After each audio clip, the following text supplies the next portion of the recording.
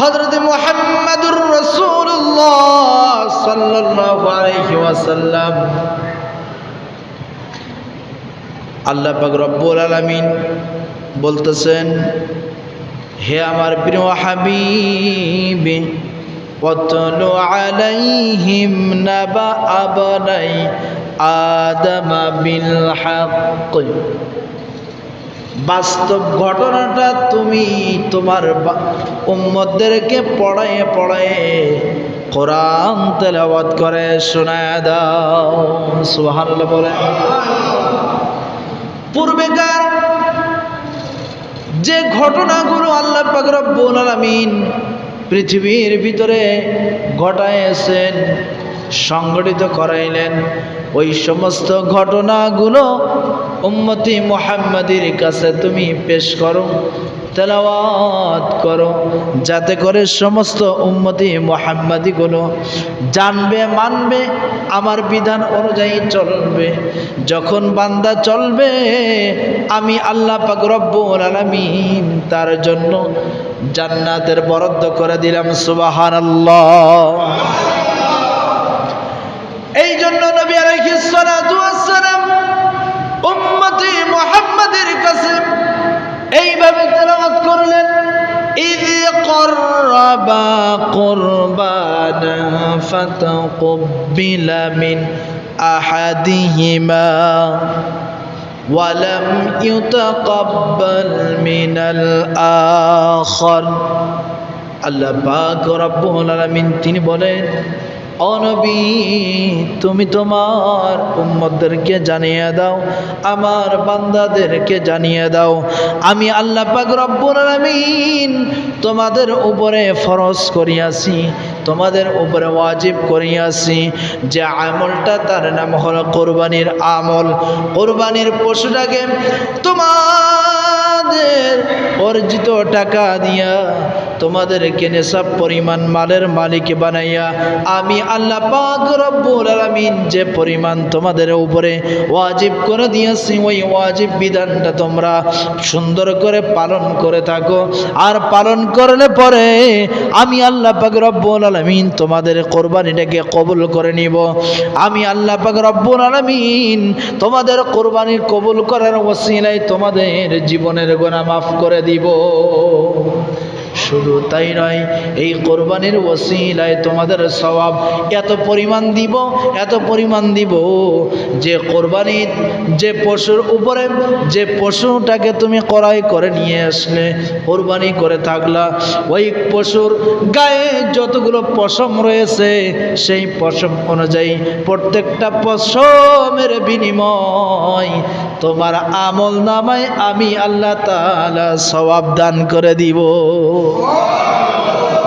এখন বলেন, কোরবানি দিলে, কোরবানি করলে সওয়াব নাকি গুনাহ? কেমন সওয়াব? সকাল থেকে শুরু করবেন, আপনি যে পশুটা ক্রয় করে নিয়ে আসলেন, ওই পশুটার শুরু থেকে নিয়ে মনে করবেন একেবারে মাথার শিঙের থেকে শুরু করে লেজের আগ পর্যন্ত, ওদিকে পায়ের খুর পর্যন্ত কোনো জায়গায় বাদ আছে পশম? আল্লাহ তাআলা কোনো জায়গায় বাদ দেন নাই। তো একটা একটা করে গুনবেন, দেখবেন কয়দিন লাগে, কয় ঘন্টা লাগে, কত সময় লাগে। তো এই সময় লাগাতারভাবে যদি আপনি গণনা করতে থাকেন, তাহলে আপনার কষ্ট হবে নাকি আরাম লাগবে? কষ্ট হবে না? আচ্ছা, আল্লাহ বলতেছে এত কষ্ট করার কোনো দরকার নাই, তুমি হালাল টাকা দিয়ে পশু ক্রয় করো, কুরবানি দাও আমার উদ্দেশ্যে, আমাকে স্মরণ করে, আমার নামে, আর আমাকে সন্তুষ্ট করো। আমি আল্লাহ তোমার ওই কষ্টের প্রতিদান ওইভাবে দেব না, কষ্টের প্রতিদান এইভাবে দিব যে তুমি টাকা উপার্জন করে পশু আমার নামে দিয়ে দাও, জবাই করো, আমি আল্লাহ প্রত্যেকটা পশুর পশমের বিনিময়ে তোমার আমল নামায় সওয়াব দিয়ে দিব। তা আল্লাহ তাআলা এর থেকে সহজ আমল আর কি দেখায় দিবেন বলেন? শুধু নিয়তের উপরে নির্ভর করে আপনি চলবেন, আল্লাহ তাআলা সব কিছুর ব্যবস্থা করে দিবেন। সুবহানাল্লাহ। ইন্নামাল আ'মালু বিন্নিয়াত, বান্দার নিয়ত গুণে বরকত। নিয়তের উপরে নির্ভরশীল বান্দা আমল করবে, আল্লাহ তাআলা সেই আমল অনুযায়ী সওয়াব দান করবেন। এটা অনেক লাভজনক, ঠিক কি না বলেন? অতএব আমাদের অনেকের দেখা যায় কুরবানির পশু ক্রয় করতে চাই না, কেন? অনেক টাকা খরচ হবে তাই। মাশাআল্লাহ, আলহামদুলিল্লাহ, এটা আল্লাহর কাছে কোটি কোটি শুকরিয়া। মুন্সিবাড়ির মানুষ অনেক বড় মনের মানুষ, প্রতিযোগিতা দিয়ে থাকেন আমলের দিক দিয়ে, বিশেষ করে কোরবানির দিকে লক্ষ্য করলে বোঝা যায় প্রত্যেকটা ঘরে ঘরের মানুষ কোরবানি দিয়ে থাকেন। আলহামদুলিল্লাহ বলি। তো এই কোরবানি প্রত্যেকটা মানুষ যেহেতু দেন, সেহেতু কোরবানির সওয়াব থেকে বঞ্চিত কেউ হন না। তবে নিয়তের উপরে নির্ভর করে কোরবানি দিতে হবে। বুঝাইতে পারলাম কি না? হ্যাঁ, কোরবানি নিয়ত রাখতে হবে, একমাত্র আল্লাহ তাআলার নামেই আমি কোরবানি দিলাম, ঠিক কিনা বলেন? আরও মাসালা ইনশাল্লাহ জানানো হবে, কোরবানির দিনেও জানানো হবে। তবে আগে উসুলগুলো আমরা ভালো করে স্মরণ করব ইনশাআল্লাহ। হযরতে আদম আলাইহিস সালাতু ওয়াস সালাম, তার পুত্র, একজন পুত্র একজন কন্যা, প্রত্যেকটা বছর ব্যাপী আল্লাহ পাক রব্বুল আলামিন মা হাওয়া আলাইহিস সালাতু ওয়াস সালামের মাধ্যমে জোড়ায় জোড়ায় সন্তান দুনিয়ার মধ্যে ভূমিষ্ঠ করান। একটা ছেলে একটা মেয়ে, এরকম এবছর একটা ছেলে আর একটা মেয়ে ভূমিষ্ঠ হইল, আগামী বছরও একটা ছেলে আর একটা মেয়ে ভূমিষ্ঠ হবে। তবে সহোদর বলতে বোঝায় নিজ এই বছর যে ছেলেটা এবং মেয়েটা ভূমিষ্ঠ হইল, এরা হলো সহোদর ভাই বোন। আগামী বছর যে ছেলে আর একটা মেয়ে ভূমিষ্ঠ হবে, ওই আগামী বছরের ছেলে এবং মেয়ে তারা সহোদর ভাই বোন। তবে এই বছরের ছেলে আগামী বছরের মেয়ের সাথে বিবাহ জায়েজ করে দিয়েছেন কে? আল্লাহ সুবহানাহু ওয়া তাআলা।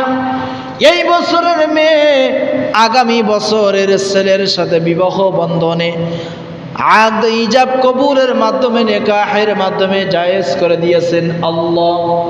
আদম আলাইহিস সালাতু ওয়াস সালামকে, তিনি ছিলেন প্রথম নবী, প্রথম আদি পিতা। আদম আলাইহিস সালাতু ওয়াস সালাম যেভাবে বলতেন সন্তানেরা সেইভাবেই পালন করত। তাদের ভিতরে কোনো কলহল ছিল না। তবে কলহল এখান থেকে শুরু হয়ে গেল যখন হাবিল আর তার সাথে যে মেয়েটা ভূমিষ্ঠ হয়েছে, ওই মেয়েটা ছিল অনেক পরমা সুন্দরী। হাবিল কাবিলের সাথে যে মেয়েটা ছিল, এই মেয়েটা ছিল অনেক পরমা সুন্দরী। আর হাবিলের সাথে যে মেয়েটা ছিল, এই মেয়েটা ছিল অনেক কুৎসিত কালো। তথা হাবিলের সাথে যে মেয়েটা, এই মেয়েটা কাবিলের জন্য বিবাহ জায়েজ। কথা বুঝতে পেরেছেন? এই বছর কাবিল আর কাবিলের সাথে যে বোন, এই বোনটা ছিল অনেক কালো। আগামী বছর কাবিল আর কাবিলের সাথে যে বোনটা ছিল, ওই বোনটা ছিল অনেক সুন্দরী। কাবিলের সাথে হাবিলের যে বোন, এই বোনটা বিবাহ জায়েজ ছিল। আর হাবিলের সাথে কাবিলের যে বোনটা ছিল, ওই বোনটা বিবাহ জায়েজ ছিল। কিন্তু হাবিলের সাথে যে বোনটা বিবাহ জায়েজ ছিল, ওই বোনটা ছিল অনেক সুন্দরী। আর কাবিলের সাথে যে বোনটা ছিল, ওই বোনটা অনেক সুন্দরী থাকার পরেও হাবিলের সাথে বিবাহ বন্ধনে আবদ্ধ তথা জায়েজ হওয়া সত্ত্বেও কাবিল এটা মেনে নিতে পারে না। সে নিজের বোনের সাথে বিবাহ করা শুরু করবে। হাবিল বলতেছে আল্লাহ পাক রব্বুল আলামিন বিধান দিয়েছেন এটা তো নাজায়েজ এবং হারাম। হযরত আদম আলাইহিস সালাতু ওয়াস সালাম তিনি চাইতেছেন সন্তানদের মধ্যে কোনো প্রকার যেন কলহ ঝগড়া বিবাদ না হয়, সেজন্য একটা প্রতিযোগিতা স্বরূপ তিনি আল্লাহ পাক রব্বুল আলামিনের বিধান মোতাবেক তিনি বিধান জারি করে দিলেন যে ওরে আদম, তুমি তোমার সন্তানদের মাঝে এই ঘটনাটা জানিয়ে দাও, এই বিধানটা শোনায় দাও, যেন হাবিল আর কাবিল এই দুজন কোনো প্রকার ঝগড়া বিবাদ না করে। তখন এই ঝগড়া বিবাদ থেকে উদ্ধার হওয়ার জন্য তুমি তাদেরকে পথ পদ্ধতি জানিয়ে দাও, তারা যেন আমার রাস্তায় কুরবানি করে দেয়। হাবিল সে দুম্বা গরু মহিষ এইগুলো লালন পালন করত, গৃহপালিত পশুগুলো সে লালন পালন করত। ওদিকে কাবিল সে ক্ষেত খামার করত, শস্য আলু বীজ বপন করত, গম ভুট্টা এইগুলো সে ক্ষেতে বপন করত। হযরত আদম আলাইহিস সালাতু ওয়াস সালাম হাবিল আর কাবিলের মাঝে তিনি প্রকাশ করে দিলেন, হে আমার সন্তান দুইজন, তোমাদের উপরে আল্লাহ তাআলার এই বিধান জারি করে দিয়েছেন, তোমরা কোরবানি করো, যার কোরবানি কবুল হবে সেই এই মেয়ের দুইটার মধ্যে এই সুন্দরী মেয়েটাকে বিবাহ করবে। আল্লাহ লাইন ঘুরাই দিয়েছে, কথা কি বুঝতে পেরেছেন? তারা যেমন নিজেদের বোনকে জায়েজ মনে করতেছে, যদিও আল্লাহর কথা এটা হারাম, কিন্তু জায়েজ মনে করতেছে কাবিল। আল্লাহ বলতেছে তুমি যেহেতু চালাকি করতেছ আমিও চালাকি করব।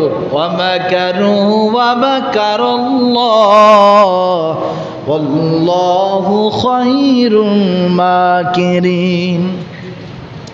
যত চালাকি করবা তত জালার মধ্যে পড়বা। আমার উপরে চালাকি করতে গেলে আমিও তোমাদের উপরে চালাকি করব। কথা কি বুঝতে পেরেছেন? হ্যাঁ, এই জন্য আল্লাহ তাআলা তিনি ষড়যন্ত্র এভাবে করলেন, তুমি যেহেতু জায়েজ করে নিচ্ছ না জায়েজ জিনিসটা, আমিও তোমাদের উপরে একটা বিধান জারি করে দিব, বিধানটার ক্ষমতা থাকবে তো আমার কাছে। কথা কি বুঝতে পেরেছেন? ক্ষমতাটা হলো যার কুরবানি কবুল হবে। আলামত কি? কুরবানি কবুল হওয়ার আলামতটা কি? আমরা যে কুরবানি দেই, আমাদের কুরবানির কবুল হয়েছে এটা আমরা কি জানি? জোরে বলেন, কেউ জানতে পারি? জানতে পারি না। তবে জানারও আলামত আছে, আছে না নাই? আল্লাহ তাআলা একটা আলামত নির্ধারণ করে দিয়েছেন। আলামতটা হলো আসমান থেকে একটা অগ্নিশিখা জমিনে এসে পড়বে। কুরবানির বিধান যে যে নিয়তে যে জিনিসটা কুরবানি করবে, ওই অগ্নিশিখা এসে ওই জিনিসটা যদি জ্বালিয়ে দেয় তাহলে কুরবানি কবুল হয়ে যায়, আর যদি জ্বালিয়ে না দেয় তাহলে তার কুরবানি কবুল হয় না। ঠিক তদুপরি কথা, মিস্টার কাবিল যেহেতু শস্য অন্যান্য বীজ বপন করত, ও ওইগুলোই কুরবানি করে দিল, কিন্তু ও তার কুরবানি কবুল না হওয়ার কারণে সে বুঝতে পারলো যে আমার কুরবানি কবুল হয় নাই। আর হাবিলের কুরবানি কবুল হয়েছে, কারণ সে উট দুম্বা মহিষ এইগুলো আল্লাহর রাস্তায় কুরবানি করলো। সে অগ্নিশিখা এসে তার এই দুম্বা উট গরু মহিষ সবগুলো জ্বালিয়ে দিল। এই জন্য আমাদের গরু মহিষ উট দুম্বা ভেড়া এইগুলো কুরবানি আমাদের জন্য জায়েজ। সুবহানাল্লাহ বলেন।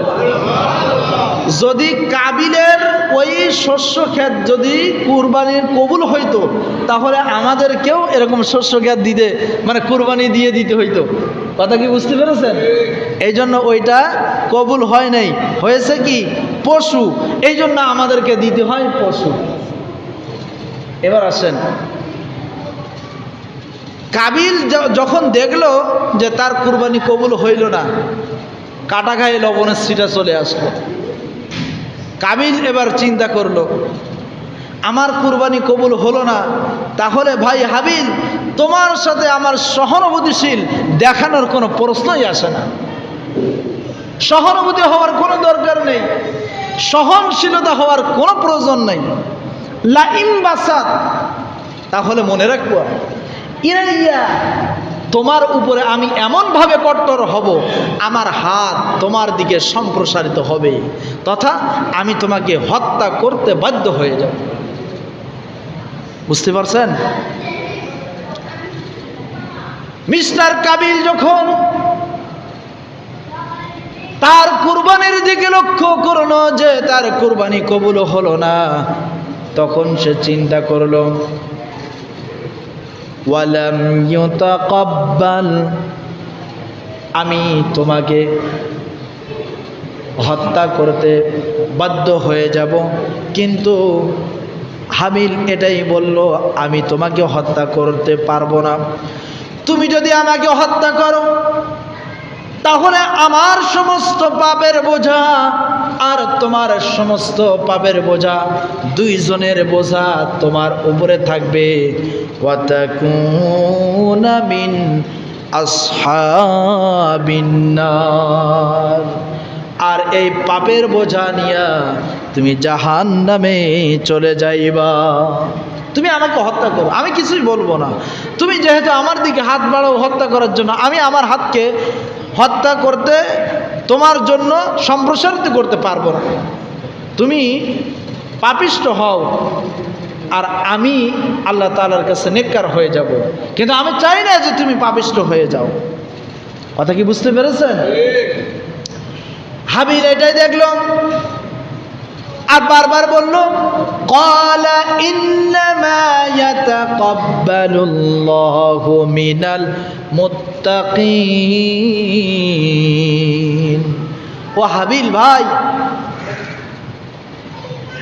আমি কাবিল তোমার ভাই হয়ে হাবিল বলতেছি, আল্লাহ তাআলা যারা নেক আমল করে মুত্তাকি হয়, আল্লাহ তাআলা তাদের সাথেই থাকেন। সুবহানাল্লাহ বলেন। এজন্য মিস্টার কাবিল সাথে সাথে হাবিলকে হত্যা করতে বাধ্য হয়ে গেল। এখানে হত্যা করতে বাধ্য হলো কয়টা কারণে, জোরে বলেন তো দেখি। এক নম্বর কারণ হলো ওই সুন্দরী মেয়েকে বিবাহ না করার কারণ। বুঝতে পেরেছেন? কত যুবকের লাশ দেখা যায় অমুক জায়গায়, বস্তার ভিতরে, বিভিন্ন আগান বাগানে, বিভিন্ন ড্রেনে, বিভিন্ন পচা আবর্জনায়। কিসের জন্য? এই ঠিক কিনা? আর কইলাম না। তো এই হত্যাকাণ্ড কোত্থেকে চলে আসলো? ওই কাবিলের থেকে। কাবিলের থেকে পৃথিবীর ভিতরে অনেক মাসালা এসেছে। কাবিল হলো, আবার ওই কাবিলের থেকে অনেক দুষ্কৃতিমূলক অশ্লীল কাজগুলো এসেছে। তার মধ্যে এক নম্বর হলো ওই মেয়েলি বিষয় নিয়ে, দুই নম্বর হলো হত্যার বিষয় নিয়ে, তিন নম্বর বিষয় হলো এই কাবিল হাবিলকে মৃত্যুর পরে লাশ কোথায় দিবে কান্দে করে নিয়ে চতুর্দিকে সে ঘোরাফেরা করতে লাগলো। কিন্তু একটা কাকের দিকে লক্ষ্য করে সে ওই কাবিল হাবিলকে দাফন করলো। এটাও একটা মাসআলা। আমরা দাফন করি কিভাবে?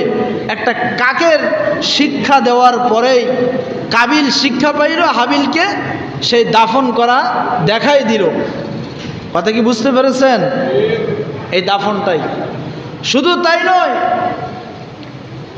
যারা হিন্দু সম্প্রদায় আছে, মানে আল্লাহ তাআলা ব্যতীত অন্যান্যদেরকে যারা খোদা বলে দাবি করে, উপাস্য করে, এই কাবিল থেকেই চলে আসে। আরও আছে বিভিন্ন